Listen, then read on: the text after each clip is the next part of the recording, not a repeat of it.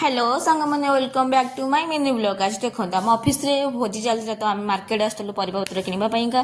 देखो के सुंदर सुंदर परिवा नहीं मोर आ मो भाईर पड़े आसलु आ दुई जन जाइछन्ती ग्रोसरी सामान आनिबापाईका। देखो आम रीनादी के सुंदर हसी हसी परिवा काटी आ मो एबो माई डार्लिंग तो बसिक बासन मजी से कहला कि फास्ट बासन मजी और लास्ट खाइला पर भी बासन मजी। देखो मुझे भिडियो पड़े आसे ग्रोसरी धरिकी पलि आसले केते जण तापर ना कौन है कहले रीनादी तो हसी हसी कौन पे गड़ी जाइए मुझे जानी। आम मैनेजर मैम दही बैगण छाणुंट तो आमर रोसईबास सब सरी जापर आम आमर सार मैम बाबा गेस्ट हिसाब से डाकिदेलु खाइला आम समस्त आम बात्रा ग्रुप बस पकईचु खाई तो एंजॉय मस्त भाव करचु किंतु लास्ट मोमेंट को जिते बड़े बासन मजाक आसो से बहुत कष्ट आब तो सब कह बासन मजा रीनादी पोछा मारुंट आ अमित भाई अनेक बस किए नहीं कड़े